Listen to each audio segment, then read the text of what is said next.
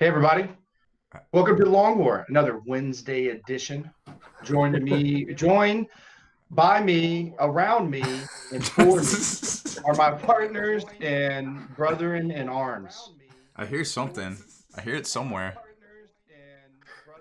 Who's Kenny got a window Boucher and open? Mike Haskell. There it is. Hey guys, how are you? Somebody's window is picking up. Somebody's mic is picking up their headphones. We are consummate professionals here. Mic check, mic check. Everybody mute them. Is it me? Mic check, mic check. I have too many. Echo big time.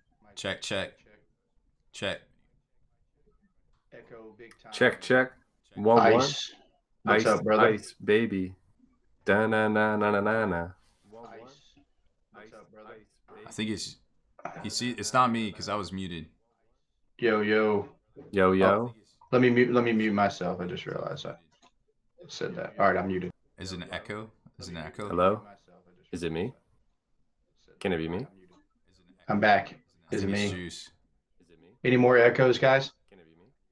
Still a big echo. Any more echoes, guys? Still a big echo. Oops. I don't know how to problem solve this. Are I'm like, you, how do I? So I mute. Oh, Rob is muted. Sean, you start. Like, how do I? So I mute. Hello? This is the Long War. I'm Robbie B. And these are my partners in crime. I feel like Stephen Four You're pretty good. and at Mike this. Haskell. These are my partners in crime. Stephen Four.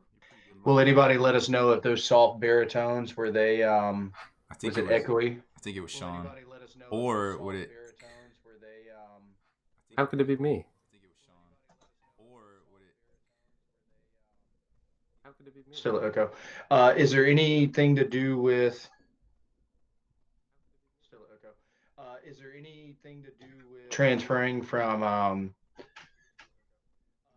one row of tubes that the internet is made of when it goes from one sound tube to another sound tube? I think Facebook says no echo. YouTube says echo. Facebook says no echo. Hold on. Wyatt says I think Facebook says we're no hobos. echo. We YouTube are. says Wyatt says we're not saying hobo anymore. Okay, I have muted all my browsers except for this one. Well, it sounds Still like it's coming playing in the through. background on the stream. Just to confirm, Wait, if anybody is is it up open on- on Twitch? Hold on, I might have Twitch open. It Yeah, might I was be. It gonna might say. be me. Yep, there it is. It's open on Twitch. I have too many windows. See, I get blamed for all the noises. the But noise usually it's eyes. only- Two It's two only out of three noise eyes has been you. I'll take this one. This one was definitely me. Definitely you. Hey everybody, Scrub welcome life. to the Long War for another Wednesday edition where we have no electrical difficulties, power difficulties, or internet difficulties. Tonight we have a cast and crew consisting of the legendary Spikey Bits guru, Rob Bear, and the soft, cool baritone voice of the best 40K player in the history of ever, Sean Naden. He did get Renaissance, man. I did get best overall. You basically, if you were in the Renaissance era, you would be the best general ever. Mm. I think that's what that means, right? Renaissance man. Yes. Yeah, we'll go with that.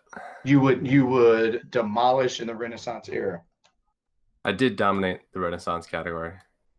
and you still do. So, shout out. Let's talk about a couple things before we get into the lavish and lavish of how the Long War doubles was and Sean's exact tournaments. We are covering those over at Patreon.com/Battle Brother, breaking those each one of his games down in detail. But Sean, I just want to put out for anybody who doesn't know or hasn't been around 40K for this long, LVO has been happening for 6 years. Robbie B, guess what has happened for the last 5 of them? I give up. Can I? 5 out of 6 consecutive. Sean Naden, our very own, has made the top 8. Oh, wait, you've been to all this? That's crazy. Congrats. I didn't go the first year, but for the 5 straight, I've been top 8. That's a pretty huge accomplishment. It Just doesn't getting matter if there there's once is a huge accomplishment. exactly. Yeah, it doesn't, we're talking not top 16 out of 276 people or anything. We're talking like top 8 5 years in a row at anywhere between maybe 200 to almost 700 this past year. Really great job. So without further ado, I know Sean, you were kind of saddened when you lost in the top 8, but I want you to know you are a feat of epic proportions. And when I mean portions, is like I'm trying to say, like, when I get a plate of food and I have a lot on it, or large portions, that's you in the 40K scene. Thanks, Juice. And it was fun to say hi to tons of people at LVO. I got to hang out with Maui Blood and his brother Happa.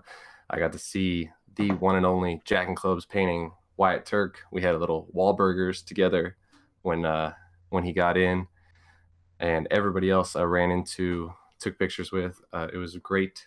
The outpouring of love was amazing. I'm still pressing all the levers and pushing the buttons. No, I'll be 100%.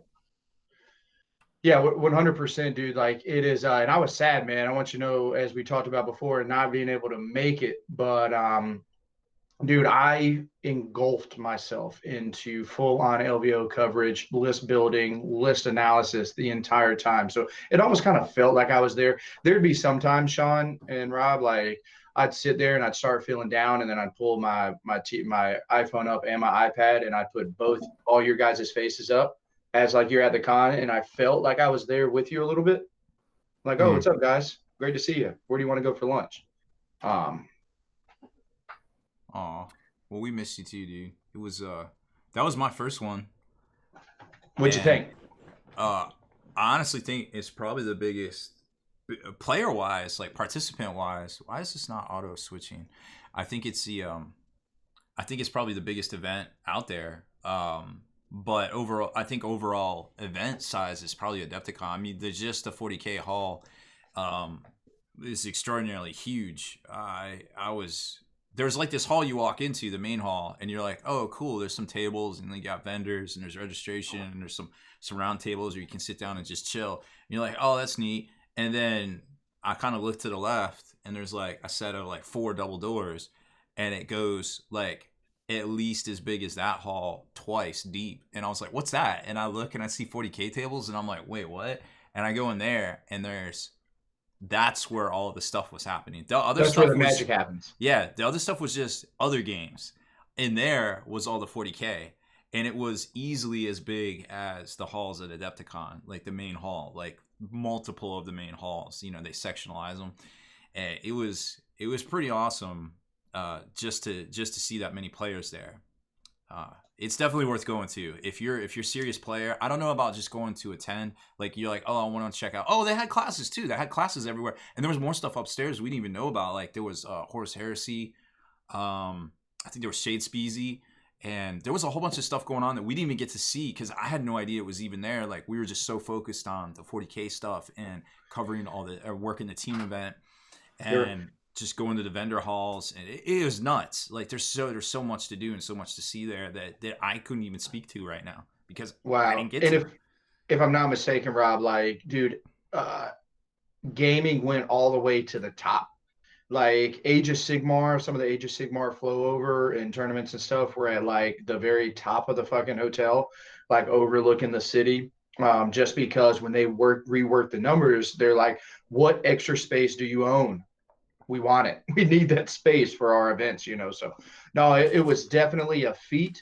Hopefully that it's not just a one and done, and they keep growing, because I'll be sad if it falls off a little bit and I wasn't able to get there. So I know next year it's going to even be bigger and better. I mean, I don't know how these guys can get any bigger without just saying, we need your whole hotel. Right? Like, I think it's bigger than a hotel, to be honest. I think it's like a convention center. Like, it definitely seems like it's bigger than, if you've been to Adepticon, it's definitely bigger than that. Because remember, attached to it is a whole like casino floor too. Sure. It's crazy big. And they might need to look and see, and I'm sure they're doing all kinds of stuff, but like, who knows? They might need a bigger casino next year, because this event is starting to bust at the seams. It has more and more growth than I think any of the other major events in the US and in anywhere. It's amazing that their growth every year, they get the numbers that they grow blow out the water their last year's event. And then they're like, okay, well, can we actually grow more? And then they do.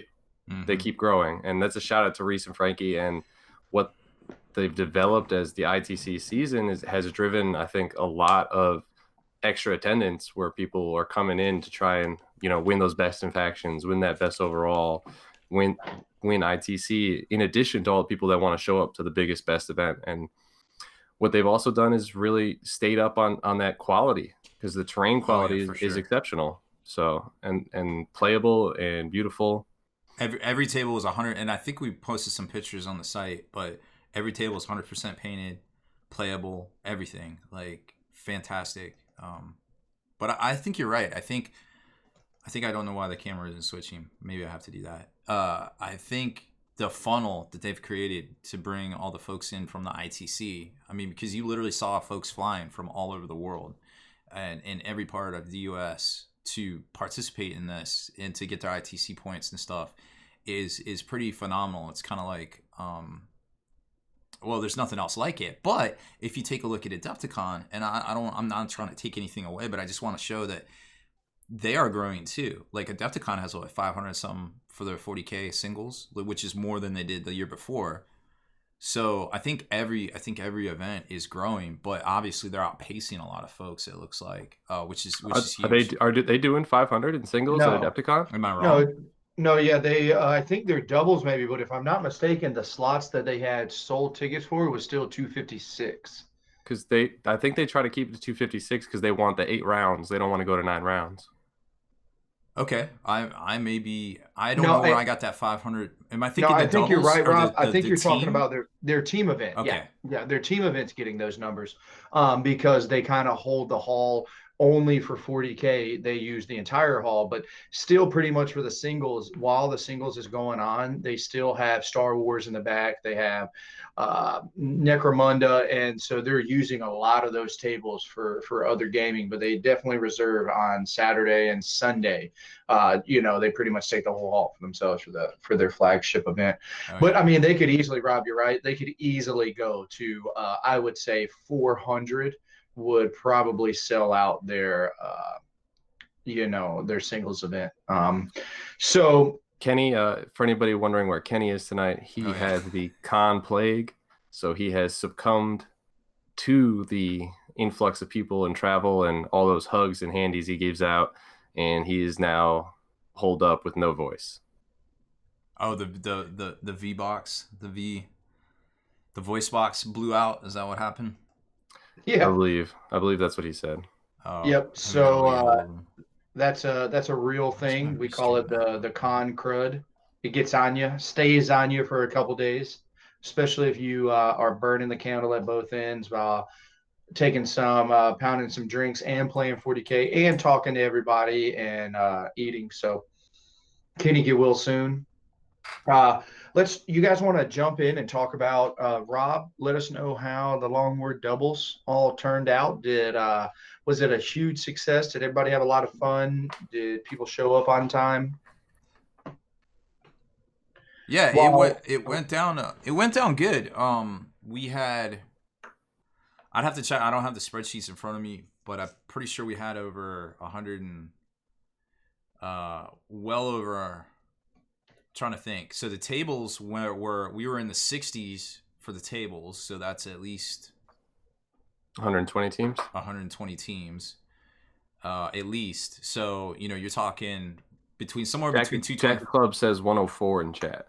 104. Okay, he would know better, because he was on the floor there. So we had there was a ton of people. We had some people drop. I would say about 5 teams at the beginning, because they got the mission packet and they're like, "Oh, this is a hobby event. Oh, okay, we should go." I didn't realize. We had several of that, and I think we had 1 or 2 teams drop right after the first round because they had to catch planes and stuff. I'm like, okay, but for the most part, everybody hung in there strong once they got what they came for. and I think it was a good event. We ran around scoring. We came up with a bunch of new improvements to the flow, to the workflow for getting everything recorded in there. So, but overall, I think it was a really good time for everyone. I mean, we had an hour lunch break. We had half an hour rounds, or how about half an hour between the rounds. So nothing really felt rushed. 2.5 hour rounds. I do think there was a bit of a miscommunication, but it was listed at 3 hour rounds. But we up front said 2.5 because that we could fit in lunch and have a half-hour breaks if you need to run to the bathroom or grab a snack or something. So it didn't feel rushed at all, except for towards the end where everybody wanted to keep playing that last round. And we're like, no, we gotta. They're gonna literally be announcing awards in here in half an hour. We're done. Dice down. Give me your score sheet. So we had to probably a few folks, but I think everybody loved the simplicity of it. And really had a good time. Bring a buddy, have fun. That's what it's all about. Yeah, I was walking up and down the rows after I had lost in the top 8, and I was a little down on myself, but I was able to go up and down and see people hanging out, mess around with some of the teams that I knew, meet some of the good teams that I didn't know, see some of the beautiful models and terrain, and see some of the team themes that people put together. The sweet converted orc custodes from that was a sweet army. My favorite was the tree knights. Yes, the Sylvaneth knights. Oh my god, they probably would have won. What do you think? That was probably the best single paint brushstroke for brushstroke, the best painted stuff there, right? Oh my god, that it struck me as it's so good because it was so similar. Because I had done the tree Eldar a couple of years ago, so there were similar conversion pieces, but they did a really amazing job, and it was over the top good. Right. I think I think if they had a one more display win. board. Oh, okay. Or there was some component they didn't have that cost them a few points on the scoring, or they would have definitely got the best painted for sure. But we published the checklist a month ago ish. Yeah, about a month and 5 days ago, and it was the easy stuff was like display board with like texture and elements and stuff, and it was easy points, but still points you needed to get that full paint score. But I love their stuff. What other ones stood out to you? Where was the other one? There was just so many little cool things, like somebody did like a resin dip for all their planes, so they had like a red clear acrylic for all the planes canopies, like on their IG, which was really good. And that was a really pretty army. Sean, while you're thinking too, I want to give a big shout out to Josh Kinder, Austin Wingfield, Kelsey, all those guys, the Wobbly Modelers. They won the Golden Brush for the entire con. Yeah. I think they said Kinder cried. Yeah, for the Nurgle, right? The Death Guard, Mortarion won the 24 karat gold brush for the entire con.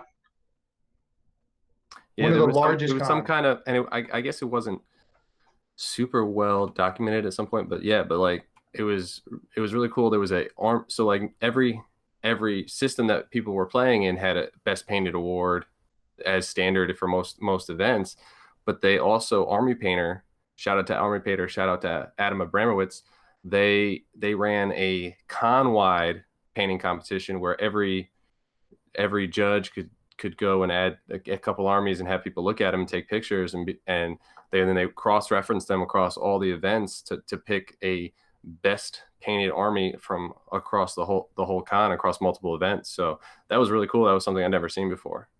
Sick. Yeah, that was really solid. I am really pumped that those guys and you guys did amazing. It's a lot of hard work. Sean was kicking ass. And hey, another shout out, Kenny, if I'm not mistaken, he did what he wanted. He went 5-1. Yeah, he did more than he expected. He was thinking 3-3, 4-2. 4-2, rocked it out, 5-1. I Yeah, think. and didn't take his loss till round 5, if I'm not mistaken. Like, and it's one of those rounds that we talk about as like one of the rounds 4 and 5 are the ball buster rounds, where it kind of sets you in. But I was following him as well. He's getting good wins. Uh, as we talked about, those demon princes and his tactics and just being a G, like Shauna used a lot of those same things that you do, where you tri-tip, your characters aren't shootable until you get rid of these other units, and when those other characters are demon princes, it's really solid. So I'm not surprised he didn't, that I'm not surprised he did so well. And I think So his only loss was somebody that made it top 8, like Aaron Tolley. Is that name right? Oh, The Aaron Team Towler. No, Happy. he didn't make top 8. He almost did. He actually was one of the guys, if I'm not mistaken, who played for top 8. He lost in the 6.5 round. Oh, Yeah. he was one of the top 12s. Yep. Yeah, Oh, okay. he was 8th, I believe. But then when we had to play an extra round, he lost in that extra phantom round. Yeah, which was sad. I felt really bad for him because it was so amazing for him to go 6-0 with straight Ultramarines, Straight Ultramarines, Yeah. pre-Bolterfac.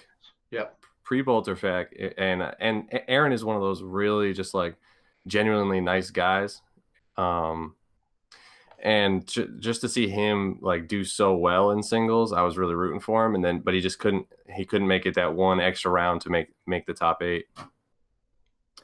But still, I mean that list is definitely inspiring. I mean, it's got all the cool elements like two repulsors, Robbie G, obviously, scouts, I think he had 10 Primaris, 2 squads of scouts. The Predators, the Predator kill shot. It's crazy is we played last year, I believe, at ATC, and we played their team, and Aaron, we thought it was a slam dunk, right? But we put up our Magnus Morty list against it. It's like, man, it's just Space Marines, it's this and that, but there is actually some cool tricks. If you go first, and if somebody fails some saves, that damn triple ball or that triple predator kill shot trick will destroy something, right? So and obviously it's lasted longer than it is, and if you have flashy units in people's faces, if you can screen some things, and now, Sean, I didn't think about this till right now, that predator trick, I keep saying ball predator. If that, the Blood Angels for so long, if that predator trick just got 100 times better, because if you don't go first, your predators are going to have a 2 of armor save, which keeps them alive a lot longer. Well, from anything but a Castellan. No, I mean it still helps out. Like now you're getting 3 up saves against auto cannons, the volcano cannon stuff is going to do what it does, but like, I mean, that's amazing. Like, I'm sure out of his 6 games, he didn't play a Castellan every game. Obviously. This just in, Castellan's still good. Still very good. I think it's a pretty cool list. I guess we could run down the winners. I have the official winner sheet here for the doubles. Give everybody their props for playing. So we have let's do it. Let's build it up. Build suspense. Let's go. Do a reverse order. Yeah. Can you handle that? I can. I actually have it in reverse order. I had to write. This is the sheet I wrote for Reese to announce, and I was like, give me that back. I need that. Nah, Reese was. Well, I guess we should shout out Reese for having us, for running this event and making it all happen. And I'm glad we were there and we could be part of it and help. Hopefully come back and help the growth of the event, because this is pretty dope. It's one of the most exciting events I've been to in a long time, that's for sure. So, the Mike Haspel Award of Excellence, aka last place. I had to explain what this was to the winners. Was Team Jinjo Calhoun. Congrats, Jinjo Calhoun. Yes. They actually weren't on the floor. Somebody called them from their hotel room, and they came down, and they won some figures, a couple Alpha Legionnaires painted by Matt Posey, which I think was actually part of the winning team. So it's a hobby circle here on this one. Theme was the Northwest Mercs, which had a really cool. They They had the hats, they had the bling, they were pouring shots for people. You know, they had it all. They had the display board, all the painted dopeness. So like they just went down the checklist. Boom, boom, boom. T-shirts, everything. So that's what we want to see, and that's going to definitely get you an award every time. Unless somebody else does all the things, and then we'll have to figure it out. Sportsmanship, which was the highest battle points and sports, of course, was Call of the Void Dragon.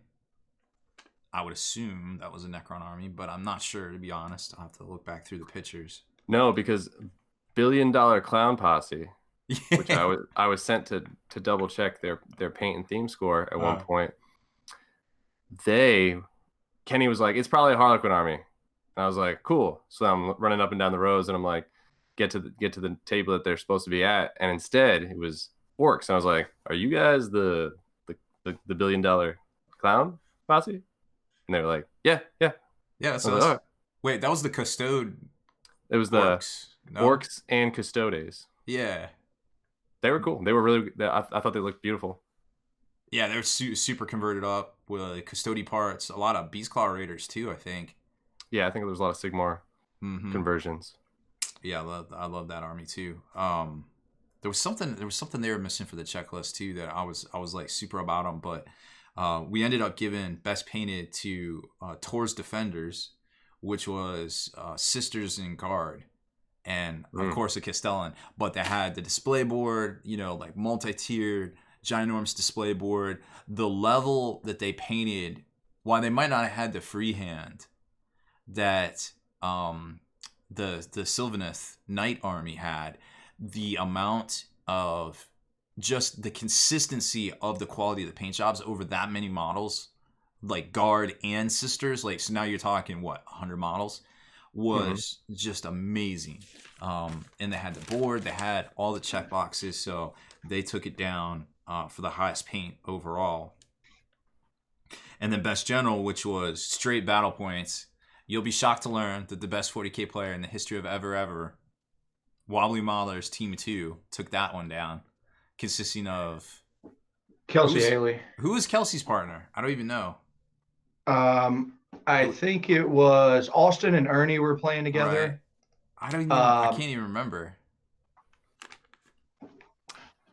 I'll find out. That weekend was a blur, so like I can't remember everything. But yeah, definitely Kelsey. So they took it down with I think Magnus. Yeah, I think they had Magnus and some Nurgle, and Austin and them had Mortarion and some more Nurgle, because they both had to play each other round 2. Oh, Did they really? Yeah. I don't know how that happened. That's funny. I walked over and started trashing both of them, being like, "You're out of order." And then Kelsey told me I had to go away, and I said, "You can't talk to me like that. I'm a judge." Got him. Something tells me Kelsey just doesn't care. And the overall champion for battle, I guess this was our Renaissance man, Sean. This was Favor to Chaos. Chris, right? I want to say this was. Chris. I'm friends with him on Facebook. I just can't remember. While you're doing that, just to confirm, it was Kelsey Haley and Miles Hamrick. Oh, Miles. Oh no, Miles. Matt Posey. Matt Posey, yeah. Okay, that's what I said earlier. So Matt Posey painted the awards for the Mike Haspel Award, Sportsmanship Award of Excellence. And so it's like they got first, and they actually painted the awards, and we gave them out to last place, which was pretty neat if you think about it. Like, hey, that's pretty cool. Yeah, never seen Maui Blood's got it in chat. It's Matt Posey and Michael Krigler. There you go, Michael Krigler. Congrats to you guys for winning the Long War doubles. Matt and I were actually chatting because I maxed paint score in the singles event. So they came to us in like round 5 and we're like, or round 6 maybe, and we're like, you need to set up your army for see who wins best painted. And I was like, cool, I checked all the boxes, but I know I'm not the best painted here in the room. My stuff looks good, but there's people that are obviously more deserving of this, but I'll set it up, but like I have to keep playing. And they're like, that's when I knew I had won best overall pretty much, because they were like, yeah, we'll make sure to check yours first, take pictures of it first, and then get you back out there because you're the only one that's still playing. And I was like, cool, one best overall. Got it. Got it. That's hilarious. Got it. I actually can't see any of the chats. It looks like I can't have all these things open at once. So you guys are gonna have to. Yeah, I've been trying. I've been following along with it. I certainly appreciate it. So yeah, it was a great event. Thank you everybody that participated. Can't wait. We've already revised the pack. I don't know how to get you the link right now, but we'll figure it out here. It's the same article as before. It's the same link to download as before on the Google Drive. You'll just find that it's one super pack. We condensed down all the missions and everything into one big print off. So you're going to have a revised score sheet that two of you won't have to each come up with it. It's just one sheet, fill it out together, bring it up together. The missions are all in there, the ITC missions. There was a lot of confusion about that, and we figured, hey, if you're going to print out the pack, you might as well just have it all in there regardless. So I think those were the major changes. But yeah, the pack looks great. We sent it over to Adepticon. It's all good to go for that event as well. Nova Star wants a shout out. Should we give it to him? Nova Star, yeah, he's beast. Can't wait to see you at ATC so we can take our inaugural selfie, our yearly selfie that we always do. Adepticon is right around the corners, ladies and gentlemen. I know that we have so many things to talk about, but all my mind can do is think about lists, 40K, amazingness, hanging out with everybody, and Adepticon is the next biggest one. How crazy is it that it's like legitimately 5 weeks away? Is that all it is? Yeah. Yeah, 5 or 6 weeks. It's a good thing. I better start painting then. Well, you're not taking your brain and your brain and your crane. I might. We'll see. But I gotta still paint for. I gotta get Kenny's models rolling. I gotta do make sure I got stuff for our team event. Painting never stops. It's true. It's one train that will never get derailed. So, man, there's so many things to talk about. We can keep going with that. And Genestealer Cult, Robbie B, decided to drop during the same weekend. Very curious. Very some good stuff. There's a lot of models. It plays so different. And it's exactly what we talked about on last week's show before LVO is that it's going to be an expert level army. There is so many combos and blips and stacking of this and that, and you can only have one of each character, Robbie B. One thing I want to talk about before we move on or stay on GSE, I love the fact some people got so mad when Tau could only have one commander per detachment. One of the things that Sean and I talked about in one of our videos earlier is I was like, I thoroughly enjoy the concept that they went with match play for GSC. You can only ever have one character per detachment of the same kind in every detachment. So you can't have a Supreme Command of 3 Maguses. You can't have a battalion with duplicate characters. You just can't. And furthermore, if there is a Patriarch, which is the Broodlord, of Tyranids, it's the if that model is in your army, it's your Warlord. No one else can be the Warlord but him. Oof. It's pretty cool. Like I love that. It's a little bit of a handicap, maybe. There's no spam atoms happening, but to be honest, GSC is going to want to be ran with triple battalion. So you're pretty much going to get, or at least 3 detachments. You're going to get 3 of the characters if you really want them. You're going to get them. It's just going to, you got to take the extra troop choices or whatnot. But I'm really looking forward to some things that this book has to offer. It's still a glass hammer. It's one thing I'm getting sad about, but really happy with it. Would you say it's more like the I was gonna say it's the Eldar of Xenos, but the Eldar are the Eldar of Xenos. Because it seems like they have a lot of tools to deal with a lot of things, but I guess it's just not point and click like Eldar. It's more choose your battles. Yeah, I will say that this book will play a lot like Eldar. you can play very tactical and cagey, like legendary Sean Naden plays, with tricks, high skill level tactics. This book will facilitate that. It's not just a book of hammers, but this book will also give you hammers if that's what you want. You'll be able to pop up and do some things, and you're going to be able to like grind something out. But what's going to happen is, just like a lot of Eldar players, and Sean, tell me if I'm off base or not, is some people think that they can play a tactical game because they're at that level, and then they can't, and the wheels fall off, right? Or you play a hammer Eldar list, and then all of a sudden you meet a mirror match, and it just that you can't hammer your way through, so you don't even have a chance in the game. Yeah, that's a good analogy, because I don't often lose the Eldar mirror, but my list is not the hammer Eldar that a lot of people play with. So, but that's anything in 40K, I'd say, is the more experienced player, if they have more tricks, means they can take advantage of the players playing with an army with less tricks. But as we found out at LVO, if one of your tricks goes a little south, or multiple of them go a little south, then you can't beat the hammer list, and the consistent list will just hammer you home sometimes. I like that little foreshadowing on a game that happened. So I actually missed a lot of the competitive side of stuff, so I don't exactly.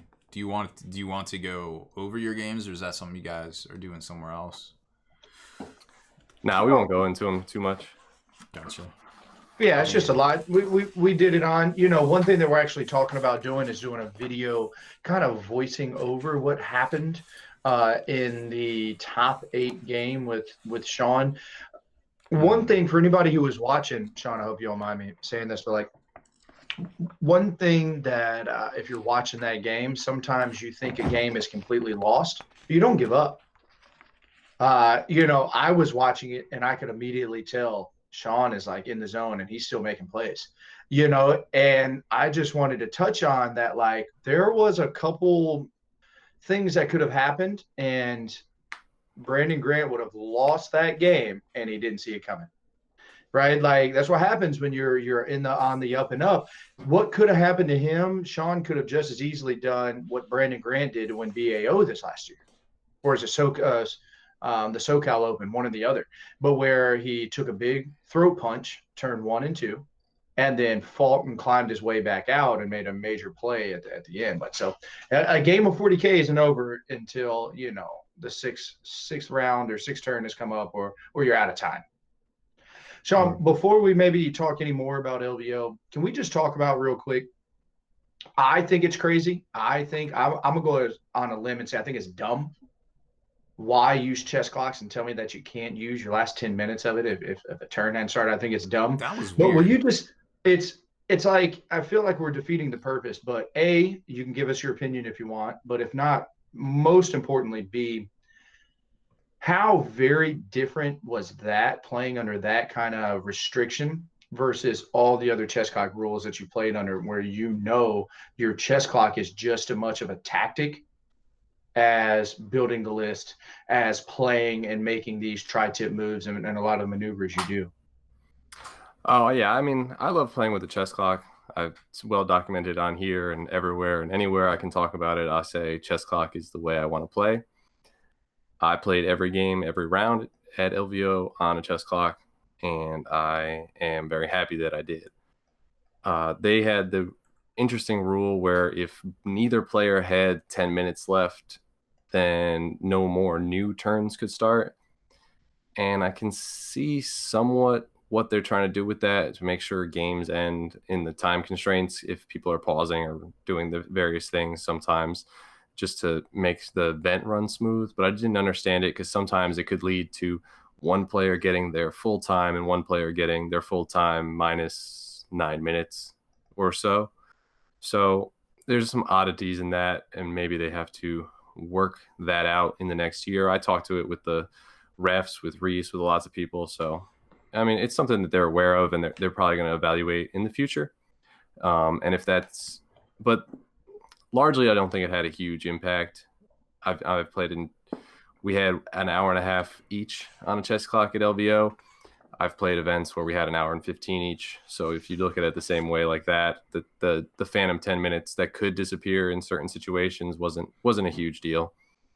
Well, I mean, really, it's just you redefine, like, oh, okay, I don't get to 0, I get to 10. Yeah. Right? Like, I feel like it's just a mind game at that point with yourself.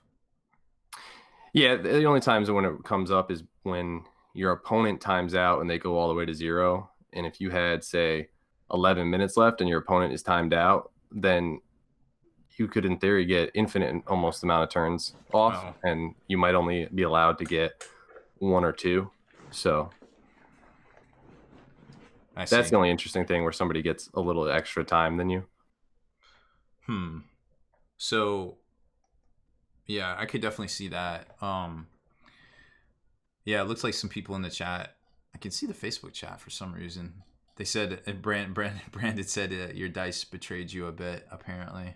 That is always a kick in the pants.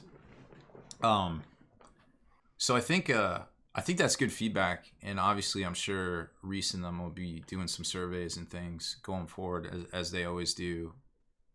You know, asking. But yeah, it was a huge positive, the chess clocks, and allowing that. In some events, both players had to agree to use a chess clock. LVO said if one player wanted it, then you guys played on a chess clock, which was a huge positive step, I think, in the competitive community, because it doesn't mean that you have to argue to get a chess clock with somebody. It just means if one person wants it, you play with it. So I didn't have any issues. I played at least 5 turns in every one of my games. All of them got to 6 turns. And that was amazing. Whereas in past years, there'd be games like famously last year in the round of 6, I played somebody and we only got to 2 turns. Oof. And I was extremely upset with it.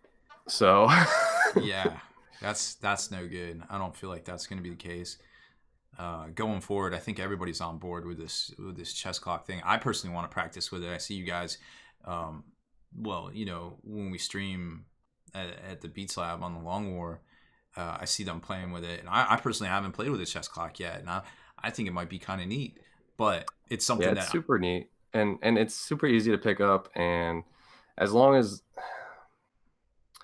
both players are like on the up and with it, it's even sometimes like some of my opponents never even really had to click it, because like I would just click it for them back and forth really quickly, and then they'd be like I played, shout out to Alan, and I played him in the round of 4, and he said, oh, it was amazing, you were clicking it back and forth. But then his next opponent he played, he was like, I hadn't really played with him that much, or I had, but then his next opponent was like intentionally forgetting it or leaving it on his time, and so he told me after the game, he was like, oh, I was so amazed that you were so like cognizant to plus back and forth for both players and make sure that it was staying active and staying just and fair, because that's to me the most important thing about the chess clock, is it makes the game, it's fair to both players. They both have the same amount of time. As long as both players actively try to keep it fair with the clock, it's an amazing tool to making the game better.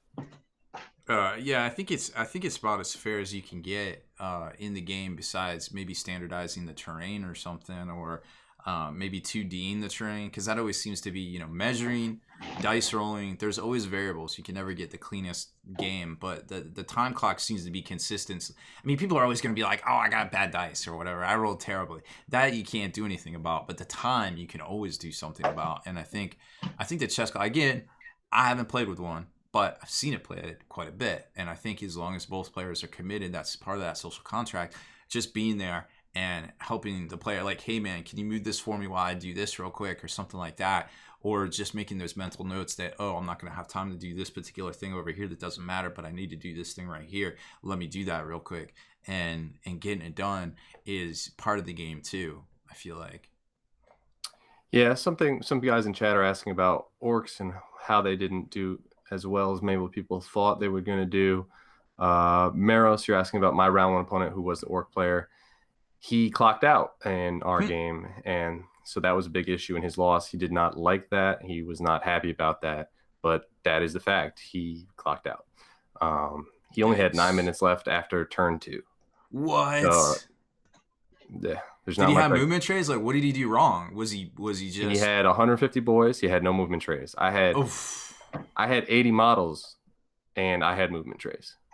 And this is one of the things that we talk about that chess clock, Sean, and you're going in on, being able to play with 10 minutes left and this and that. Like, I mean, when you're under 9 minutes, you pretty much like there's nothing, the game is pretty much done. Mm-hmm. You can call it what you will, but if it's turn two and you have 9 minutes left and you were still, gracious enough and played the rest of the game out without any other, form of whatever. One thing I want to touch on, if I'm not mistaken, Sean, they handed out yellow cards, in which I didn't realize this. I'd actually love to get some information and some intel Oh on yeah. how many yellow cards were issued, and if anybody else got 2 yellow cards during their event, which AKA meant they were disqualified. I don't No, I believe think that happened. three was a disqualification, I believe. Oh, 3. Okay. It's not quite soccer, but Okay. So, you know, I don't know that anybody got 3. I know some people got 2. A lot of the people that did not submit lists on time, even after attempting to rectify that with their list submission guide, if they still were not getting it done on time, they got yellows before the event. Oof. That's what I heard. And then there were some given out. I know somebody got them for not putting out all their models when they tried to get paint judged. They tried to move something around or something like that. So there was somebody who got yellows for that. I believe they received double yellows for that. And then some other people got yellows for play for code of conduct violations. They actually gave out yellows for people who said they would refuse to keep playing until they got to the 10-minute mark so that their opponent would lose and they wouldn't have to play more turns. So that was interesting. But because that's the intent of slow play was there. So that was what that was regard. And not it was interesting because like it was in their rule packet that, like I said, if both players were sub 10, the game would end, that no new turns would start. So if opponents saw that the tides were turning and they had maybe like 20 minutes left or something like that, they told their opponent that they just weren't going to play anymore, that they were just going to stand still. So the judges handed out a couple of yellow cards in that situation, which is funny because I actually told my first round opponent that I had no intention of doing that to him, even though I could. Because I didn't know that they were going to give out yellow cards for that. But I told my first round opponent when he got to 9 minutes after turn 2 and I had like 38 minutes left. I was like, I could just take a ridiculously long time right now, go to the bathroom, come back, finish my turn. I'm winning and just win this game turn 2. But I'm not going to do that. We're going to play out your whole clock. And you don't have to worry about that. And so he was like, cool. And then when his clock did run out, he still got mad at me. And he still was like, no, you need to give me more time because you don't have that many models left. And I was like, no, that's not how this works. I was like, that's not how any of this works. So I know I set the table, and Sean, you did, I'm sure, an amazing job on talking about chess clocks. I had to put the little one down to bed, but I can't wrap my brain around, guys, like, and I'm not throwing shade or anything else, but I can't wrap my brain around this 10-minute. If both players have 10 minutes, you don't like. Doesn't even make sense to me. Like, and to when it comes into play, Sean, tell me if this happened a lot, where one person can be under 10 minutes and it's getting tight. Like in my mind of allotting for minutes that I have access to, those last 10 I want those. Those are actually very damn important. I will base my, some of my things around it. Now, all of a sudden you're telling me if it's turn 4, I know that I'm going to play a 7-minute turn 5, and I plan on making a 2-minute turn 2 or turn 6, but I've allotted for that time. Now you're telling me that if my opponent has 13 minutes and it drops below, I don't even get my turn 6. I can't even fully understand. It almost seems like you should just play then if you're telling me that we both below 10, then okay, take 10 minutes from me from the beginning. Right? Like just say the rounds are 20 minutes less. That's equated to 10 each. and just say, I get my entire seconds. Because that's like saying, I mean, I don't even know, like you get to play with a 2,000 point army, or everybody plays with 100 points less. And, I don't know how to make a correlation of it together, but like, it just is shocking to me that, and I've been doing my best to play every game that I play is on a chess clock. Mm-hmm. And then our live battle reports that we do on Sundays, chess clocks. Sean, you and I went down to seconds each. We both actually clocked out on turn 6. Yeah, and Maui Blood is in chat saying that the head judge explained to him that the 10-minute rule was supposed to, in effect, make up some of the lost time when people take too long picking secondaries and stuff like that.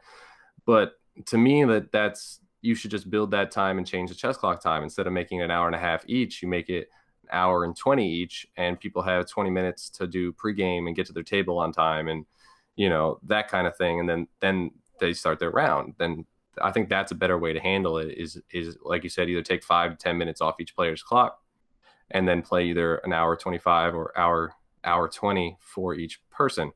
Mm-hmm. So that I think is a cleaner way to do it, and then you don't have that issue. Yeah, and the only thing that I'll say is these guys, the one thing that has always been known is that Reese and Frankie and the whole frontline crew and everything really listen, I think, to the pulse of the people. And if the community feels like maybe it wasn't on the up and up or whatnot, and to be honest, maybe this was built into play, that could be the political answer. But on the slide, it was to, help people who were used to clocks, but simultaneously used to saying, here's your time. Don't start a round when there's 10 minutes left. Don't start a new round. And there's no time, no time clock. So, it could just be also kind of to get everybody prepped and a little ready. So they're kind of merging the two systems together. Cause that's what it felt like to me, Nova for years, Adepticon for years, hard. If there's 15 minutes left, if you start a round when there's 15 minutes left, there can be no further rounds after that. So I think, and then, like I said, I haven't even played with a chess clock yet.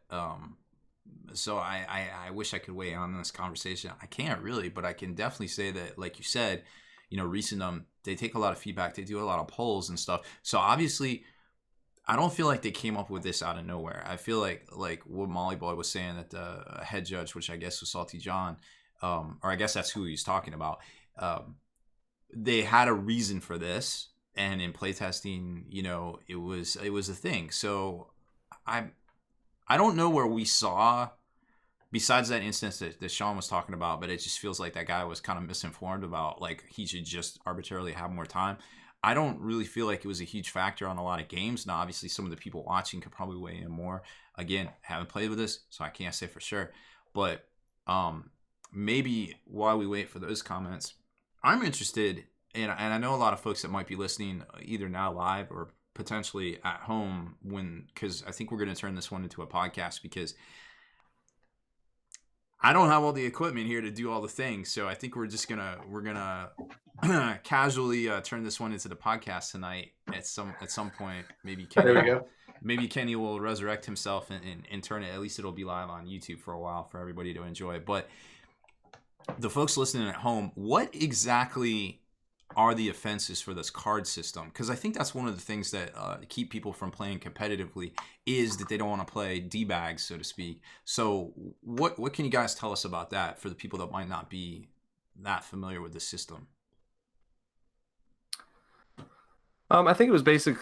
They posted a code of conduct, and you had responsibility to be on the up and up with your opponent, to be basically not a D-bag, and they had their jurisdiction if somebody called them over to, issue cards for, lying, cheating, fighting, various things.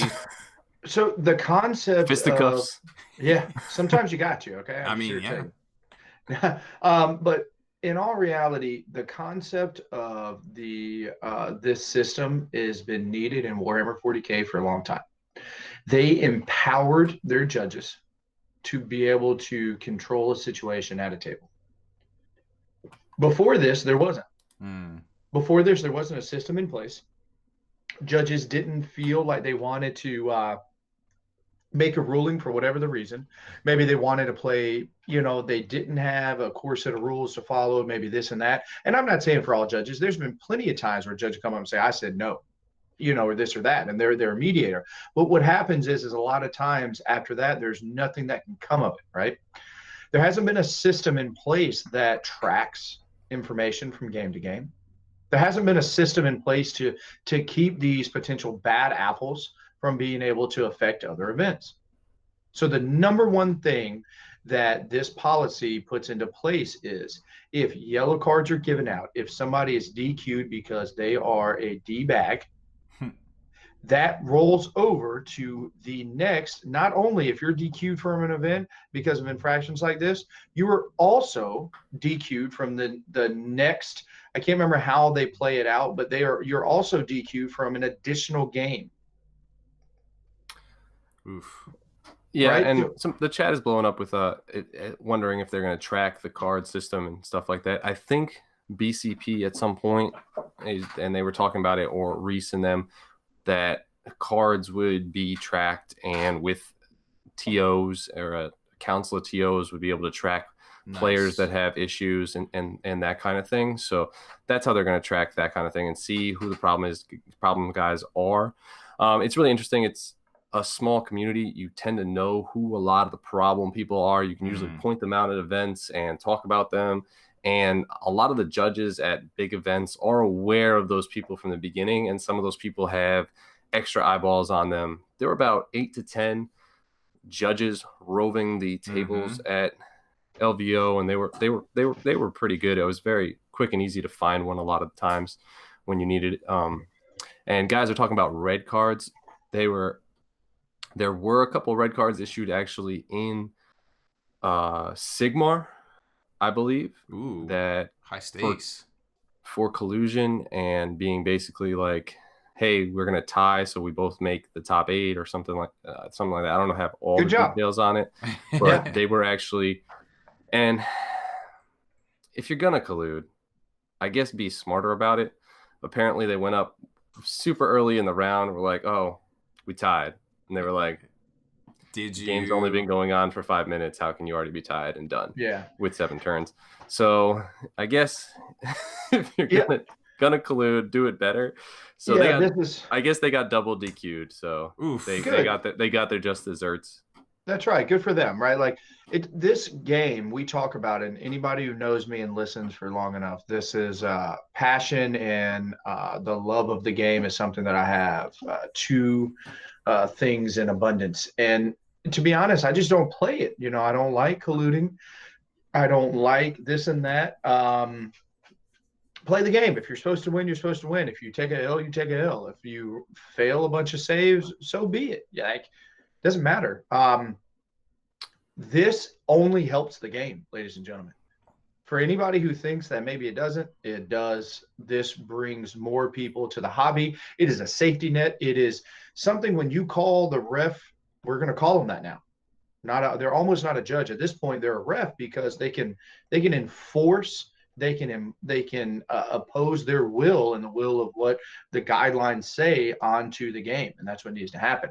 Sean, something that you spoke about that none of us knew, and maybe not a lot of people in America knew until you came back and told us what happens in ETC, because it's not that covered. It's not this and this. But when time has been called, when things have been happening, Sean, if I'm not mistaken, last year in particular, there was a case where some slow play might have been happening, from not on the America side, but on the other team side, and judges came in, squatted up, said, no, we run this. This is what's happening. We're going to play the rest of this game out and tell you what the score would be, because the game is greater than the parts of itself, having someone ruin it with slow playing or anything else, if I'm not mistaken, right? Yeah, and the refs at ETC are both empowered to do what they feel necessary to do to affect games or affect round scores if there's any kind of shenanigans and tomfoolery.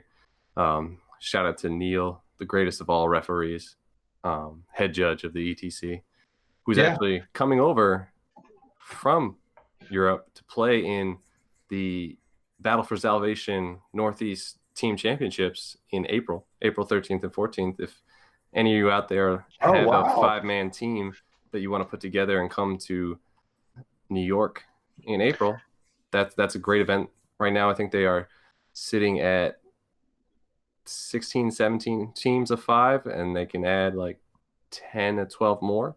Oh, So, I'm about to send a message right now to make sure our camp has taken care of that as well. Shout out to, so we've got a head judge for ETC. We're also talking and discussing with the head judge of this event, Sean Naden. You're going to be the big dick on the bandit. I will not be playing this event. I will be running this event because that is one of my home clubs, and they run the singles event in October, a lot of the guys. So I told them, no problem, I got you. I will run this team event. You guys can play in it, and we will get it done. So no one will be arguing with me. I will be launching people into the New York cold air if they like a Wookiee.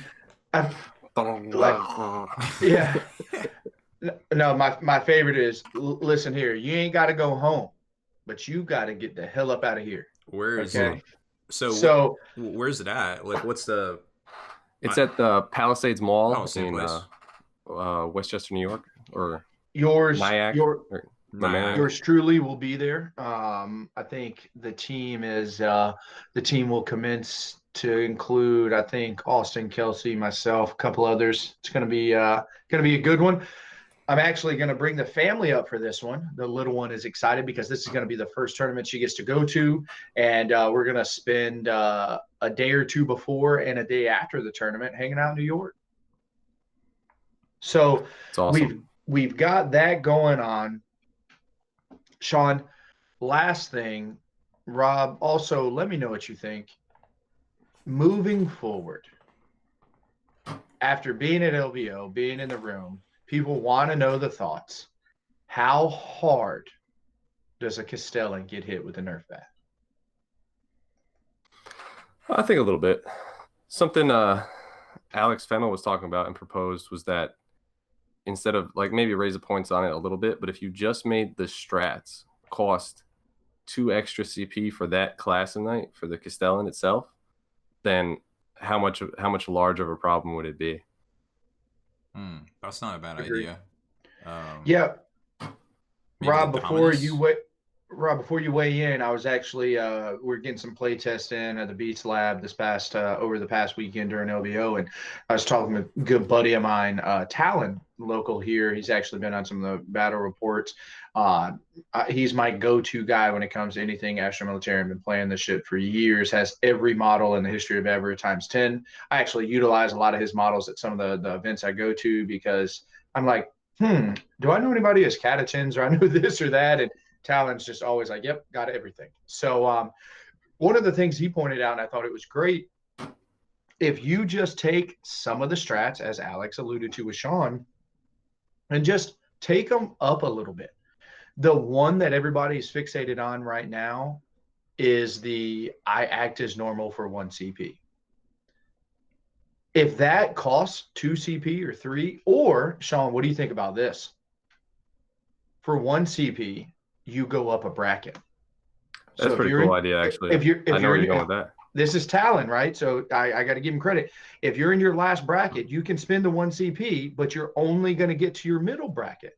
So now when you start busting off Call's Wrath and you feel like, you don't have enough to use your reroll ones, now you potentially are going to be hurting yourself even more, considering you shoot at other targets. Like I'm saying, I like the fact if you go, I love the idea of, hey, it's 2 CP, it's 3 CP now to act as normal, or no matter what, it's 1 CP and you only move up 1 bracket instead of you act as normal when you have 2 wounds left.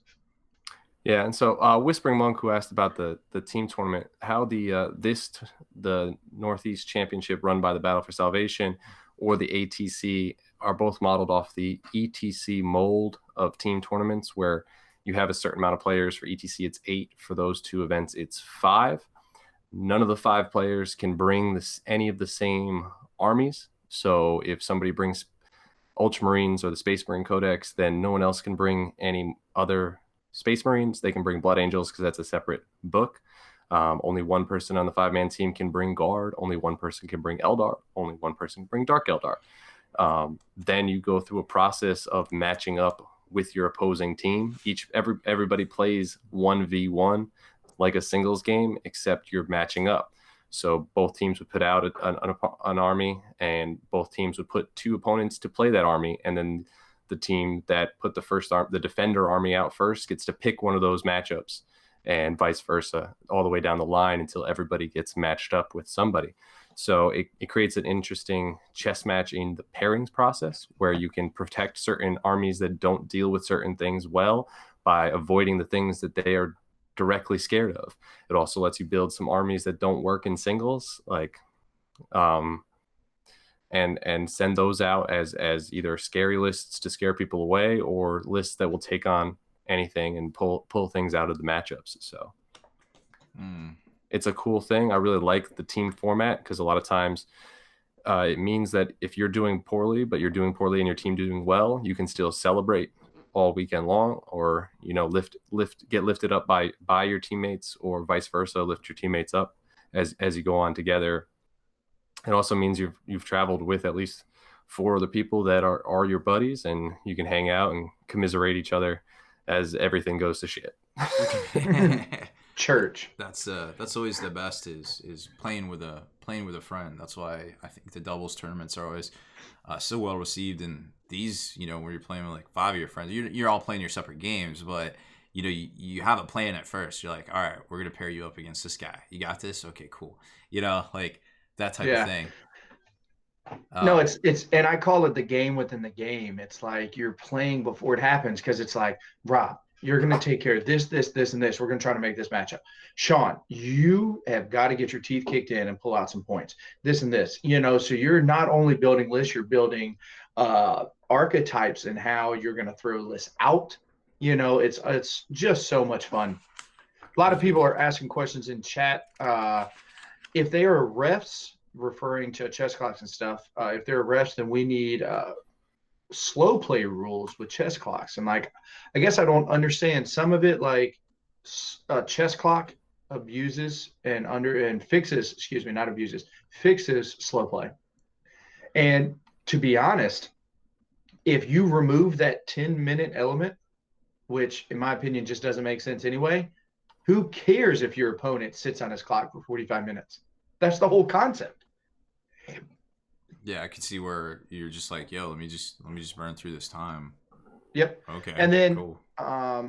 Riz is saying, well, players will just start playing more Hark Shroud, talking about night houses. Well, yeah, I mean, there's always going to be a pivot. No matter what you do, there's going to be a vacuum. The vacuum is going to get filled. That's why you have to be very careful that you either raise these for a specific class or even a specific night. Rob, I'm going to name some night houses real quick, and tell me if you've ever in the history of ever heard them played on the battlefield, okay? I'm going to start now. House Griffin, House Hawkshroud, House I have seen Hawkshroud. I think that's the one Ricky Addington likes because of the paint job. Okay. The one that people will is House Tyrion, because they can get back up, but okay. Sure. Cadmus, I didn't even know that was a thing. But all these houses have something in common. They're not House Mechanicus. Right. They're Questores. They're Questores. They don't get a chance to act as normal for 1 CP. I was just having a conversation earlier with Austin, talking about, the concept of, I don't even think about houses, and I think about all of them. I don't play with them unless they are a Mechanicus Questores, period. If they don't have access to that strat, if it's not Crast, if it's not, Raven, I mean, I don't have time to think about it, because it is so powerful. There's something to be said for this, but you have to be careful with, and I think we saw this in 7th edition when Wraith Knights were a thing, but then they had put restrictions on all the grav for the Centurions that had just come out like a couple weeks before. When you do a pivot like this, like if you restrict something that's maybe the ion shield, or maybe that get back up Mechanicus one, the bracket, excuse me, not get back up, the full strength, the full bracket, then if you don't restrict it to a certain class or a particular knight, then the pivot is, oh, okay, well, what's good now? Oh, well, hey, remember that guy we liked originally with the harpoon? Yeah, well, maybe him and 2 other knights running across the board. And if you look at the top 8, it might be the top 12. Somewhere in that top 12 of day 1 undefeated Asterix armies, there was a list that was a double guard brigade, or excuse me, double guard battalion, and 2 armigers and a lancer. And the sole purpose, I think, of that lancer and those armigers, because they were the warglade, the one with the close combat weapons, was to run across the table and kick things in the you know what. So there's that list did well. Now imagine you put in the Valiant, the Knight Valiant, if the Castellan poof goes away or whatever. Like there's pivots to be had. So you just have to, as a playtester or as Games Workshop who's looking at a sales thing, you just have to be careful when you make these changes. You have to, and that's what's great about having all this playtest group and everything. So they're the experts, so we just have to wait and see, and obviously weigh in, and folks in chat have, and you guys have, and I think it's great that we have this network for all these people to kind of chime in. Either way, I think Knights are definitely here to stay. They sell well, they look cool, they are the most 40K thing of 40K right now. They just look like 40K. Like that's right. Giant robots running across the table. This is the game I want to play. Say it again for the people in the back, Rob. So. Sean, do you have any thoughts on this before I give my boldish, outlandish, maybe for some people's ears, opinion about what? The Castellan? The Castellan. No, give us your opinion. So I have to admit. Proceed. So one thing that I noticed after looking at people's lists, and I noticed at watching the top 8 and see who potentially can get in, is that I noticed that. Yes, there was Guard. There's Eldar. There was Castellans, Tau. right? There's Tau. But the one Chaos thing that I Demons. noticed about the 3 Castellan armies, and I don't want to call them that because it's an element within the army. It's not a Castellan army. It is a Castellan within an army. It's only 604 points of it. There was 3 of them. Ish. Right. There was one of them was paired with Catechins. That's it. One of them was paired with Valhallan and Custode jet bikes, right? 2 Custode shield captains and a Castellan. One of them was paired with 2 other chapters, right? One with AdMech, one with other things. So like what I'm saying is that we see not the identical same list, rinse and repeat, go. And a Castellan is making Imperium better. Their number 1 IP, the number 1 thing that they're known for, the Space Marines, the good guys of the universe, how the 8th edition rules work. You're telling me that I can just add a Castellan into any army and I'm playable in 8th edition? Is that bad? So, Rob, I might have been on record, and if I'm on record saying that I think this guy needs to be 700-800 points, I fully take all that back. I'm backpedaling. I saw in the top 20, in the top 20 of lists you can go down, we've got Eldar, Orcs, Ultramarines. We've got all these different things. It was varied. There isn't triple knight dominating left and right. No. There isn't. Okay, cool. You've got Castellans. You've got this. I promise you, if Brandon Grant was playing other things, he would still be very competitive. So I have to admit. So where I'm at right now, I don't think the Castellan needs to almost change at all in the points realm. That's different than anything I've ever said before. And that is coming off of information that we've seen at LVO. I'm okay if he goes up 50 points. That makes sense. I can get behind that.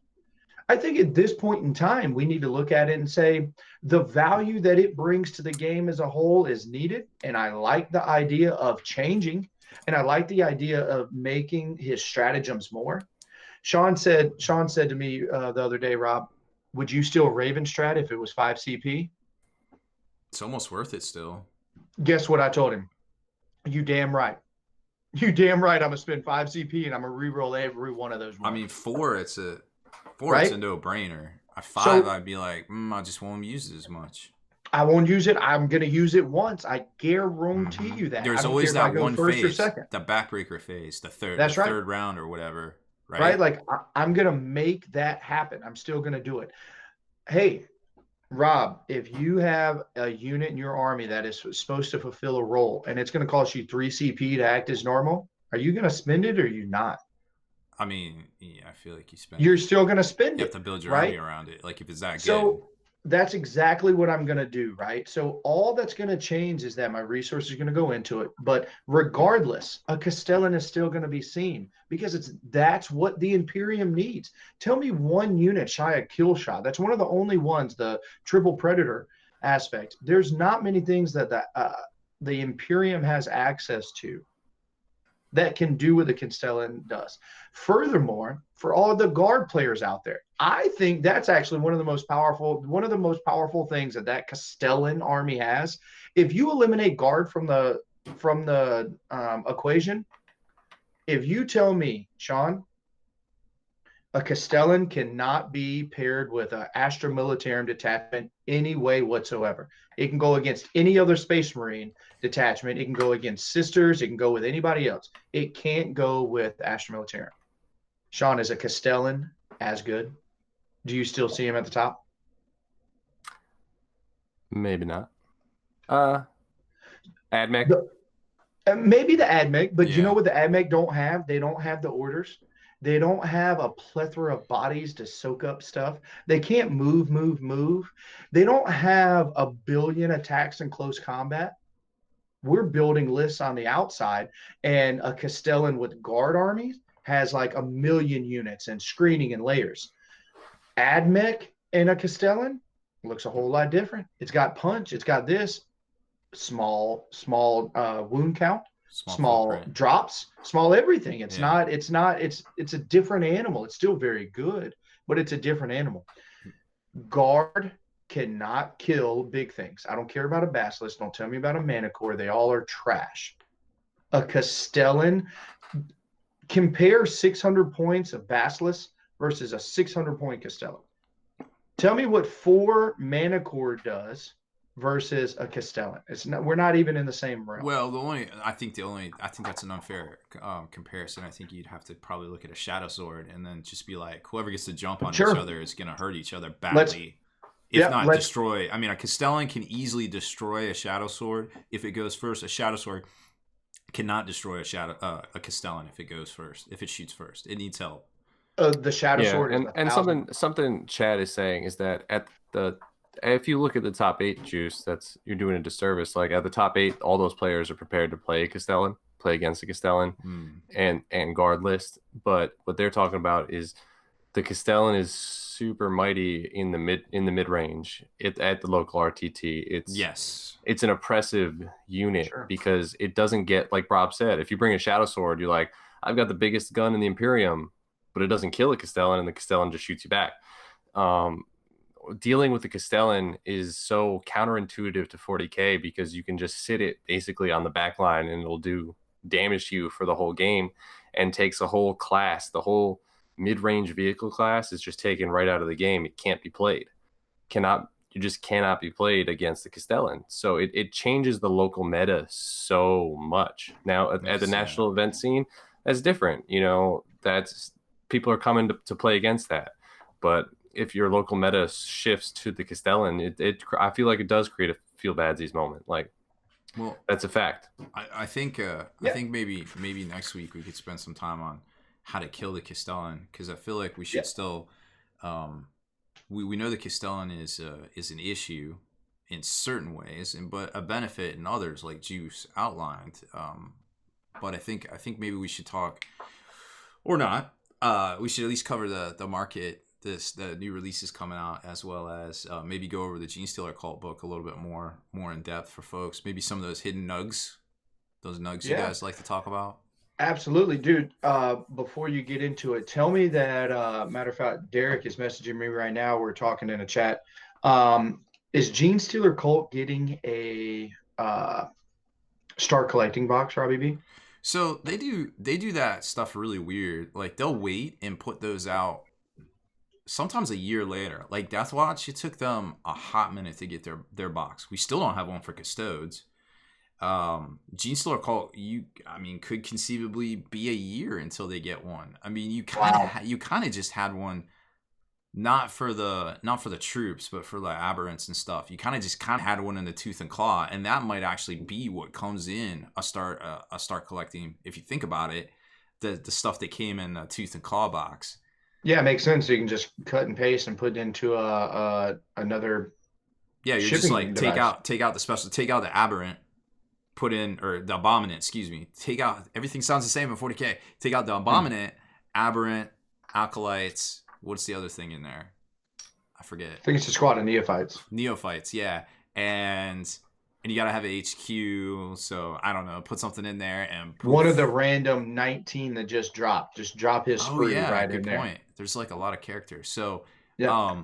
I wouldn't hold your breath, but again, Tooth and Claw is a great buy if you can find them, even with the estimated price on the aberrants and the abominant coming down a little bit. It's still a great buy if you can find that box. And everybody needs Primaris, so they're still on shelves. Get them while they're hot. That would be my advice, I feel like. So this is wave 2 for Genestealer Cult coming out this week, right? For sure. Let me find my notes. It is. This is an advantageous, or a very, I guess we'll go over what actually is coming out this week from Games Workshop, because there's a lot of stuff coming out this week for Age of Sigmar and 40K. So for Age of Sigmar, you've got the Carrion Empire, which again is a starter bundle, over $300 in value for $160. You got Skaven. Wow. Yeah, you got Flesh Eater Courts. And this was kind of that thing I was talking about earlier, where Games Workshop, they just put out some terrain, put out some endless spells. You got your data cards, which I think are actually direct order only, the data card or the War Scroll cards for these guys. A dice set for Skaven, not for Flesh Eater Courts. And you got a little mini release, and it all kind of ties in together, which is really neat. And you know, I know you played Skaven before, Juice. The Skaven book, it has all the clans in it now. So instead of doing individual faction clans, they just put them all in one book. So now you got a super book of keyword, all the clans, you know. Sick. We've been waiting for that. Right. Yeah. Like they did it right, because it's almost like they have been leading up to that with Beasts of Chaos. And then they did, what was the one? Oh, Gloomspite Gits. So you had all the like night goblins and spider duders and all those things were like in their own book now. And now you've got the super, let's just crank it up to 11. Let's just put all the Skaven in a book, which is kind of how they should have been. Yes, from the beginning. From the beginning, right. So they did that right. Flesh Eater Courts is kind of the other way around, where you've only got the ghouls and the zombies part of the death. And there's some spells in there that Nagash can take, of course, because Nagash is Nagash. He does what he wants. He's Honey Badger of the underworld. And so it's a cool little release. And then of course on the 40K side, you've got Genestealer Cults wave 2 coming out this week, where you've got the Ridgeline Thingamabobber and the Abominant and the Aberrants. Oh, and the Medic guy that buffs them up too. So those are $25 clan packs. I think the Aberrants are $40, and the Ridgeline, the little buggy thing, is $45. So that's this week's release. Next week's release is a little bit lighter. You've got a Blackstone Fortress expansion coming out, the Ambull thing coming straight out of the Rogue Trader era with some dope, from some dope concept art 30 years ago. I think that's at $60. And then every store supposedly has access to 3 of the new female Commissar models. Fine cast, box set. She'll probably have her own rules. We've already seen her in Kill Team rules in the White Dwarf. So, if you want her, definitely going to have to jump through a few hoops to get her. Not sure how good she's going to be, if she's going to do special Commissar stuff.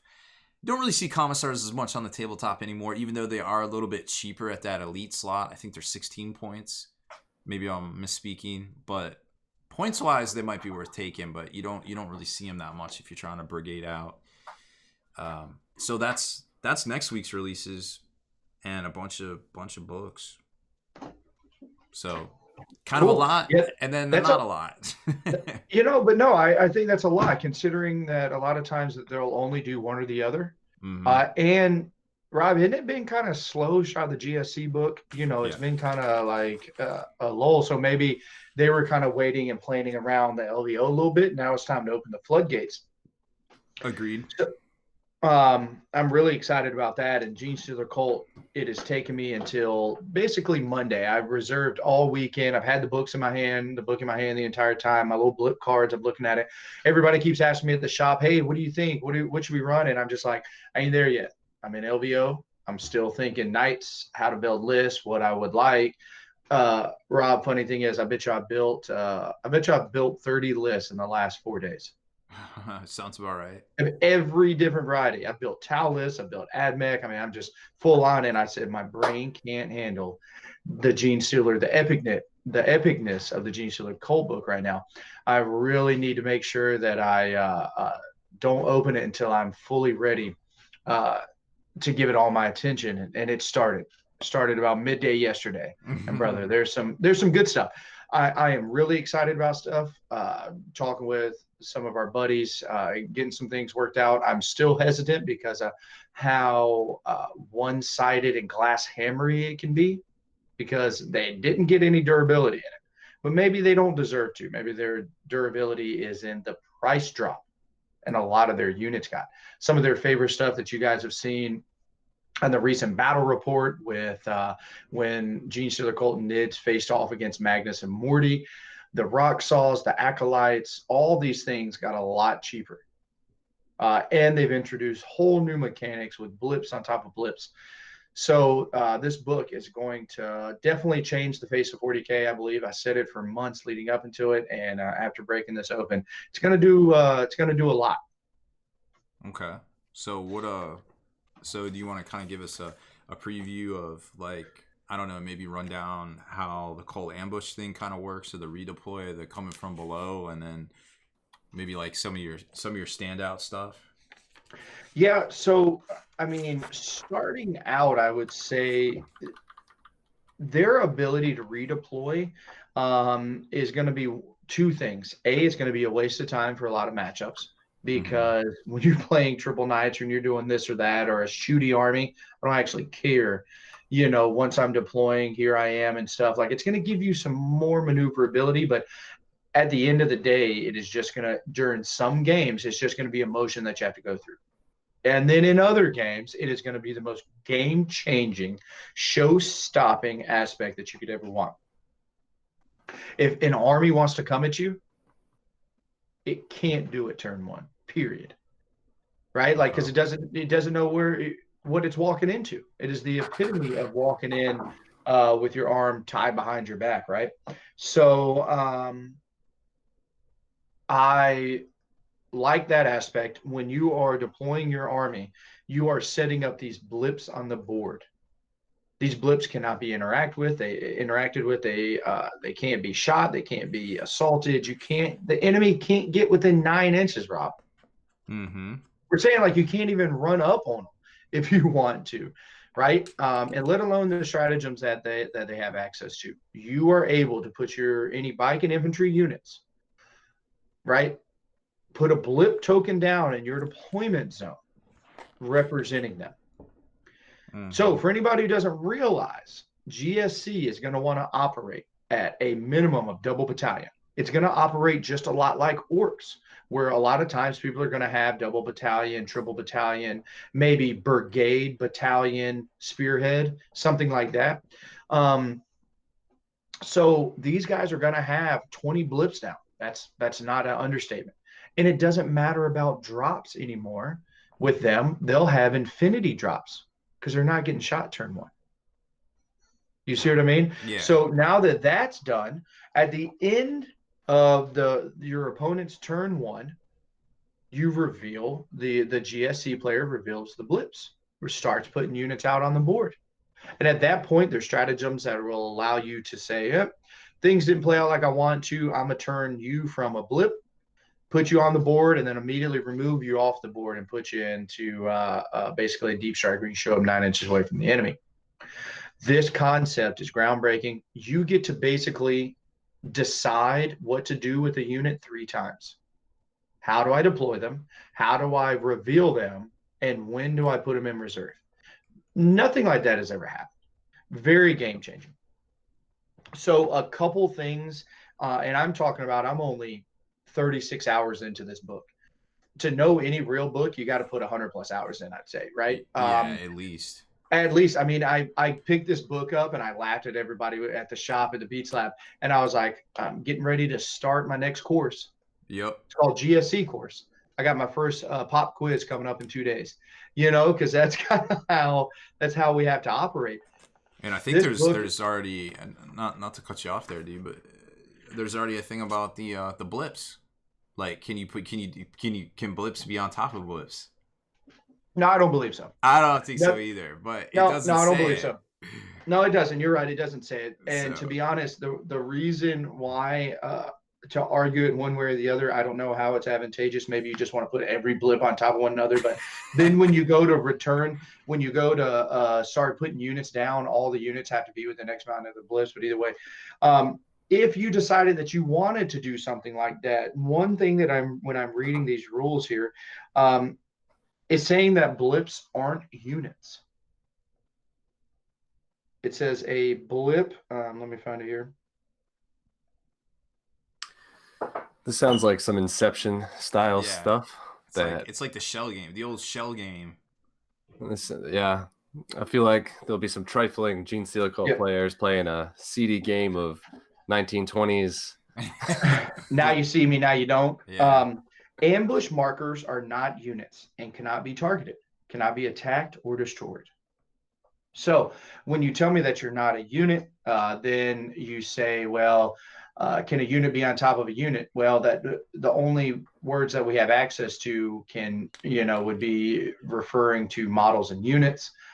This is already saying that an ambush marker is neither of those. So I don't know. I don't think it's advantageous. You want to take up board presence. You want to be there. So right now, I can tell you what, people come to me now with rules exploits left and right.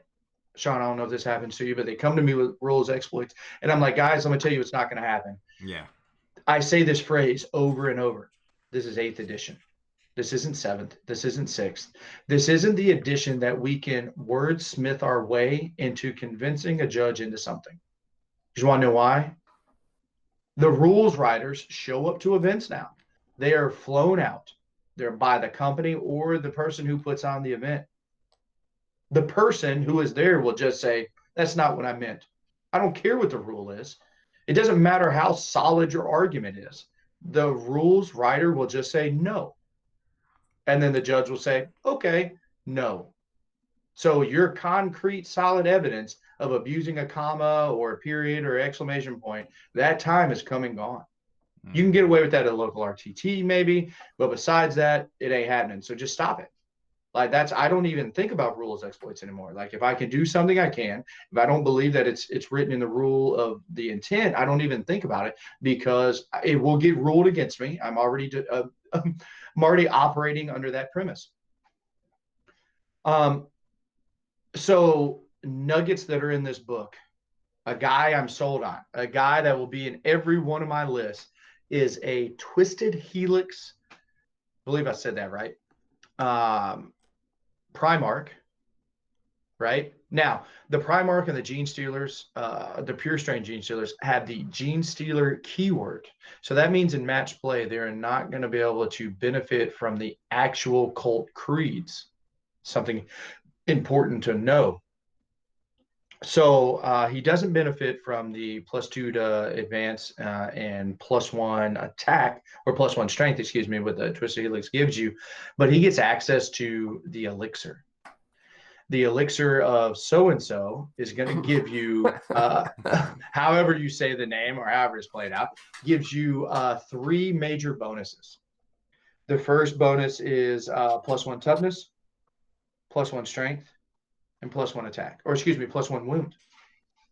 The elixir of the prime specimen. Increase the attacks, toughness, and wounds by 1. So that's 3 bonuses to your stat line. Then I pair that with my favorite warlord trait for that guy, which is the biomorph adaptation, +1 attack, +1 strength.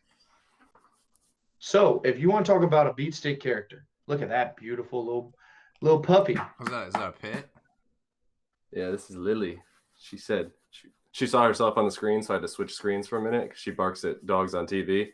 Not really dogs in real life, but if they're on TV, she doesn't like them. So I had to switch the screen so she couldn't see herself. Oh no. It's just those cats. Nothing in here but dog wise. Can't even hear. So here we go. This patriarch, it's on 2s, is strength 7, toughness 6, 7 wounds with 8 attacks.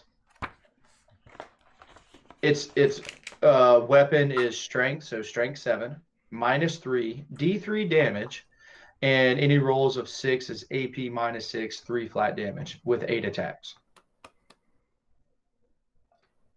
That's pretty damn powerful. That guy is slicey. that guy is auto include in all of my lists, and he's 125 points. And he took a big bonus versus the index for GSC, ladies and gentlemen. He could only know 1 spell and smite, only cast or deny 1. Hidden in there, he can now know 2 spells and cast and deny 1. Really big. Another couple things. One of my favorite units out there is a unit of acolytes, which went down by 4 or 5 points per model. You can get 20 hand flamers in a unit. Now, I know this is something that they kind of previewed. I think I saw on the internet or something, right? It's like, oh, you can get 20 hand flamers. That sounded cute until people didn't realize that they moved the hand flamer from D3 to D6 number of attacks. Rob, did you know that? I didn't know that. When did that happen? Is that for this recently? Book? I guess recently. It's in there. Yep. I guess a lot of Blood Angels players were getting frustrated that their hand flamers weren't doing anything. I feel like D6 is pretty good. D6 doesn't suck. That's what we'll call that. Yes. So I'm going to tell you something else that doesn't suck. A hand flamer is 1 point. An acolyte is 7 points. You can have 20 acolytes. If you do the math, that means you can have 20 hand flamers. So for anybody who's keeping up, that's 160 points. You get 20 hand flamers. And for 2 CP, Robbie B, you can make that unit show up 3 inches from the enemy. Now, you can't charge them. Well, but you're within the 6-inch range of your pistols. That seems like a combo. That's an immediate turn 1 combo that we didn't have access to before. I like it. Well, not turn 1, right? Not turn 1. So it's fair and balanced. And it's only 2 CP to make it happen, and 160 points. My favorite rock saw unit that was showcased in that battle report we talked about earlier, I was paying over 300 points for that, and I didn't have 8 rock saws. Now my Acolyte Hybrid unit can have the icon, 20 total guys, with 8 rock saws for 230 points. Seems like a lot of heavy weapons in a 20-man squad. I wonder if that's what they've had. Every 5 you can get 2. That's what they've had access to. The same way they use that with the demo charges, the demo charges. For every 5 models, you get 2 of them. Because they sell those models in 5-man kits, right? Yep. For $45, right? 45, 55, maybe something like that. You're talking to a man that owns 14 rock saws. I want you to know I've been scouring people's bits boxes, eBays, other websites, and used models.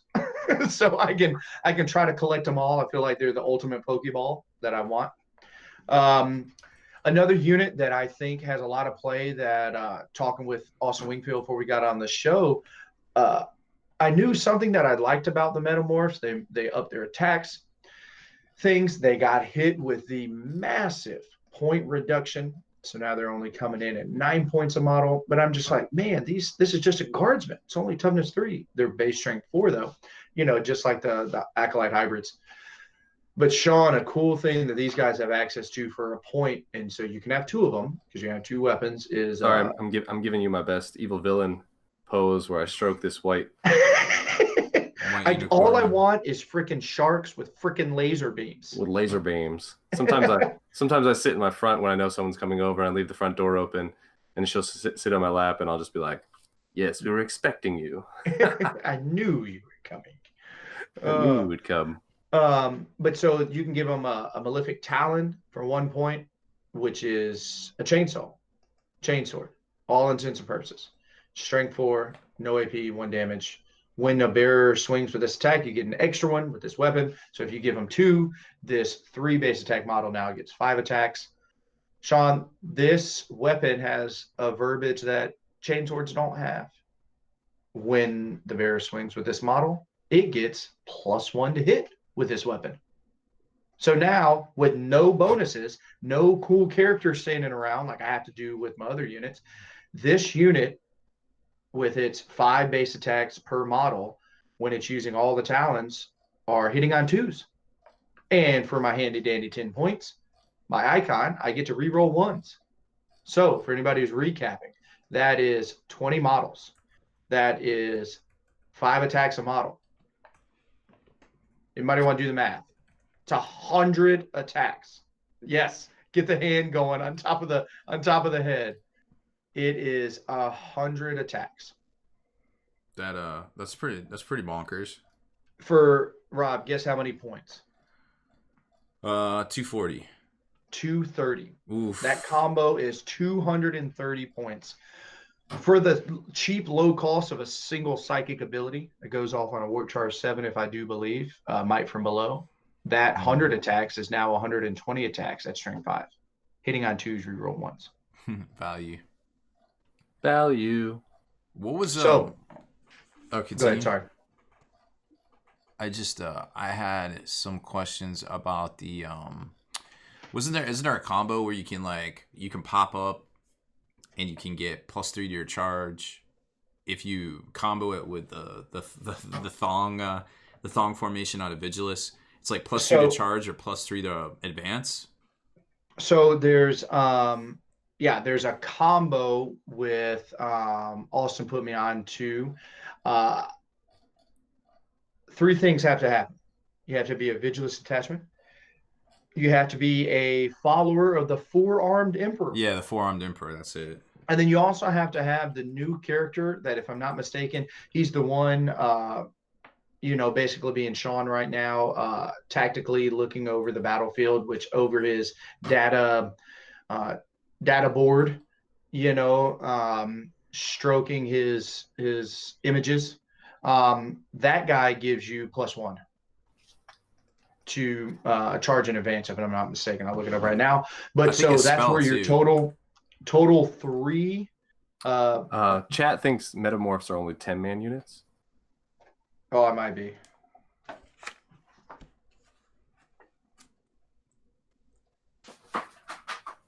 Yeah, that's what I meant to say.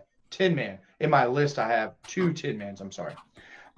Which actually is really cool because it gives the leader, completely forgot about his extra attacks. It is so strong. So now you're talking 115 points to be able to put these guys in. They are clearing screens left and right. Also, I love with this, so it's a 6-inch movement. If people get gustody-ish and they want to press on you, what I love about this, depending on what house you're taking, right? If it's the Twisted Helix, if it's, having certain characters around and a psychic ability out there, this book has access to slingshot units. They can, move their 6. They get all their bonuses to charge, all their bonus to advance, and now all of a sudden, all their bonuses related to combat because they transferred over, Robbie B, which we didn't have access to before. The onslaught stratagem that NIDS have. Oh, right. Right? That's one of their 6 powers. So I'm really impressed with how all this is playing out so far. I've got games lined up for this weekend, so we'll have a little bit more. Plus, they have a Vect. They have a 3 CP Vect, right? Because Vect's 4 CP now. Yep. Solid. I don't know. I'm sure one of these, what do they call them? The cult creeds, I think they're called. One will obviously be the standout, as we saw, like with Tyranids, it's like Kraken, a lot of cases. Sure. What did you see most for the orcs at LVO? I think it was the red dudes. What are they? Evil Sons? Evil Sons, yeah. I mean, most people had Evil Sons followed by Bad Moon Ludas. Yeah. Luda's a double shoot strat, but for the most part, Evil Sons are the main bulk of the orcs because of that sweet +1 to charge and extra speed. So it seems like if you have a way to make just +1 to charge seems good for orcs. Now +3 to charge, Cult of the Four-Armed Emperor, that seems like our early favorite, I suppose. Reziel, the best orc finish at LVO there were two, I think, like 17th, 18th. Nick Natabati and Steve Pamprine. Well, I can't speak to why they did or didn't do well. I imagine movement trays would definitely be step one to success, but I didn't really follow along with all that. They both lost to the same person. They lost to the Flyers. Yep. Not a whole lot of interaction. And to be honest, kind of, I don't know, rightfully so, but that is just a hard matchup for a lot of people. Yeah, it really is. If your shooting is almost null and void, if they can pop up and be where they need to be, and they don't do a lot of damage, but when they focus fire, they'll pick up 30 boys a turn minimum. And Alex's list had a lot of fly. It had everything on it could get out of combat, so they weren't getting stuck down. It's a tough matchup. It's actually one of the matchups that I fear the most because of a lot of my elements are shooting, and it can just deny a lot of it. So it's a really good list. Solid. Yeah, I think I'm interested to see what ends up coming up on the top for these guys, because like you said, they're a Glasshammer list, or they're a Glasshammer army. They're very evil mastermindy, like kind of Sean was doing earlier with his yes, we've been expecting you. They have a lot of pivots, and in ITC format, I could definitely see where this excels, this sort of thing right here. So I'm really interested, because GW has invested a lot of time and effort in the resources. It seems like a codex like Eldar, where there'll be a list that comes out immediately and people play it, and then like 8 months from now, somebody will be playing like somebody will deep dive the codex and make something really interesting too. So I think that's probably what it looks like. I haven't started to read it yet. I'll have to get into that and detoxing a little bit from LVO. In Santian's chat, I would say anything that's trying to deep strike turn one is going to still be a no-go, no matter how the rule reads. That's how the general FAQ reads. There isn't much. What is the only thing that can really interact on turn? You can dejump orcs. What else? Jack of Clubs painting. Nick Rose got best GSC at Vegas, and for the year, he did really well with Just Index Genestealer Cults. So he's been excited and expecting this book. I've heard the book is really strong. We'll see what happens. We'll see if there's going to be a week one FAQ where Vect goes up and blips get defined maybe fuller now that people are reading them and asking all kinds of questions. That could be the case. That's just facts. If it's a complex, new dynamic, new interaction type book, then we might need an FAQ really early just to fix it. That's right. Yeah, I mean, and they're up on it.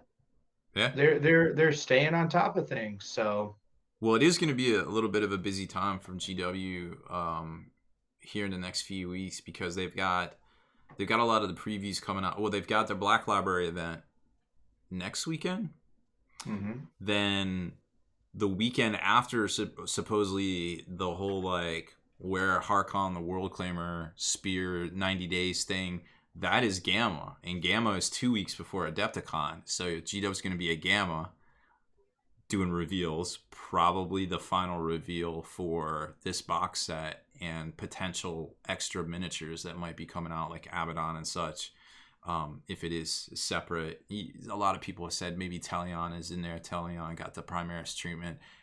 Hard to say at this point. Again, a lot of speculation on whether there's 4 units in there for each side, like every other starter box that's come out for the 160 price point, or if they're going to try to crank it up to 11 and be like, YOLO, we're going to make this box set 200. Who knows? It could go either way. So G-Dub has a lot going on in the next, and then of course they're going to be at Adepticon, like in full force. So they got a lot of stuff coming out. So to get that FAQ, hopefully they have their best people on it and get it out for everyone there, because there's definitely going to be some questions, as we've already seen. Can you stack your blips in a penis size stack? Fact, you can. I've already done it. Is it legal? One. It's only two blips high. Yeah, it's only. But it's 5 blips wide. It's what we have to work with, ladies and gentlemen. Make it work. Why do we think about this stuff? Anyways, it's the worst. So, no, I think there's a lot. There's definitely a lot on deck. And you got any more big spoilers? No, I think so. I think that's about it. Got some characters on the horizon. I'll have some more intel after I get some good test games in this weekend.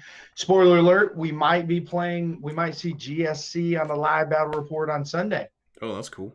Might be a real thing. Not fake news. Not fake news. Well, hopefully I guess I might have to read the book then. Step 1, get the book. Step 2, cut the wrapper off the book. Step 3, give me your tokens. Oh, you buy that digital, yo. That digi. Gotta get that digi. No, that's cool. Yeah, hopefully Kenny's back in action, because we're gonna.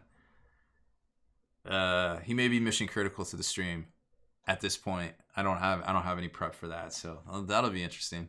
But hopefully he's back and we'll get this podcast out for everybody here in the next day or two. At the very least, you should all be able to find it in the normal places at least day one. Podcast actually going up onto all the places might be a little bit delayed, give or take. So I'm gonna work on that later this evening. So I don't know. I think we did it, guys. What do you think? We got anything else? Or I agree. Sean. All right. It's the questions we can't answer that teach us the most. They teach us how to think. If you give a man an answer, all he gains is a little fact. But give him a question, and he'll look for his own answers. Oh my. I don't know. I feel like Bilbo Baggins said that to Frodo right before he gave him the ring. In the weekly fantasy literature, Sean picks a quote. Somebody guessed the quote. Let us know. They got last times. They got the Wheel of Time reference last time pretty quick. Somebody will get this one. All right, so we are going to set up to go raid Keyline Prime over on Twitch. If you're not on Twitch, we put the links up in there a bunch, but hop over to Twitch, Long War TV. I'll actually throw that out here on Twitch/longwar.net. For real. Yeah, I'll throw it out in the Facebooks, and we'll also throw it out over on the vagrant tube, as we like to call it now. Can't say hobo anymore. It's insensitive to the plight of the homeless, I suppose. All right, so we're gonna go ahead and raid. This is gonna go through. This is happening. Stay in the chat. We'll go over there. Normally, I think Kenny creeps on Keyline, but I don't have that functionality. We're in a different tube. We're not in that tube right now. All right, looks like we're sending a bunch of people over there. Thanks everybody for watching. We'll be back next week.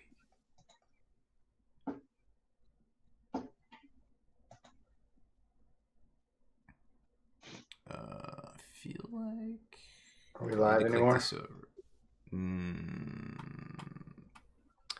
Could everybody hear when my dog started chewing on her bone and I was trying to get her to stop? No, I did not hear that at all. I'm not sure if we are live. How can we be live? We would be on Twitch. Oh, it's OBS. I need to go turn off OBS. Sorry, I got to think through this.